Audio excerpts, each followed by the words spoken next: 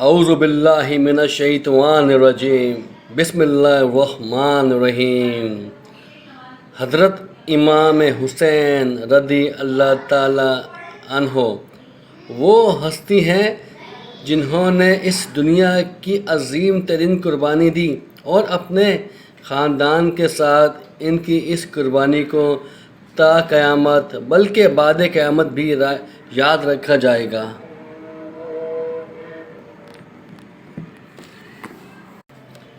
میدان کربلا کی مٹی آج بھی سوگوار اور غم میں ڈوب جاتی ہے۔ جب ہر سال عاشورہ آتا ہے، مٹی میں خون، آسمان سرخ مائل، پتھر کے نیچے سے خون، یہ سب کربلا کے واقعہ کے غم میں نڈھال ہو جاتے ہیں۔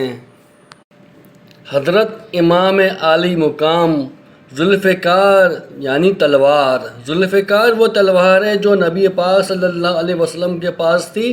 اس کے بعد حضرت امام علی مقام کے والد جناب حضرت علی کرم اللہ وجہہ نے ہر جنگ میں استعمال کی۔ اس کے بعد واقعہ یا سانحہ کربلا میں حضرت امام علی مقام نے استعمال کی۔ ذوالفقار کے ساتھ حضرت امام علی مقام اس بہادری شجاعت سے لڑے کہ آخر میں اکیلے تنہا 436 یزیدیوں کو جہنم واصل کیا۔ کربلا کے میدان میں آپ تنہا لڑ رہے تھے، یزیدی فوجیوں کا مقابلہ کر رہے تھے، اسلام کا نام سر بلند کر رہے تھے۔ پھر نماز عصر ادا کرنے کے لیے جب آپ رضی اللہ تعالیٰ عنہ سجدہ کر رہے تھے تو ایک یزیدی نے آپ کی گردن پر تلوار سے حملہ کیا اور آپ عالی مقام کو سجدے میں ہی شہید کر دیا گیا۔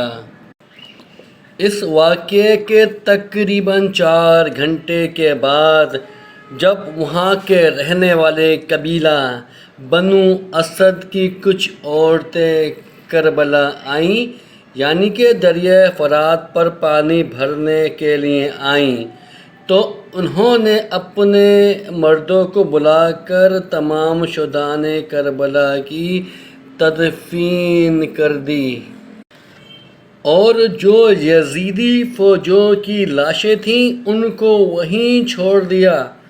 ان کی لاشوں کو کئی روز تک جانوروں نے اپنی بھوک کا نشانہ بنایا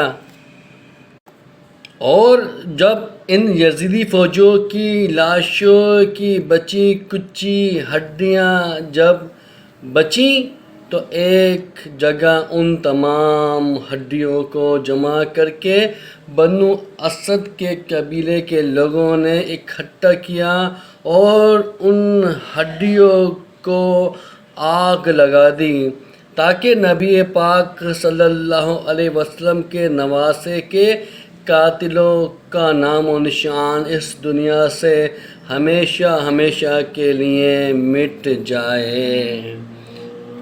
دوستو، ویڈیو پسند آئے تو میرے چینل کو سبسکرائب کیجیے گا اور ویڈیو کو ضرور لائک کر دیجیے گا۔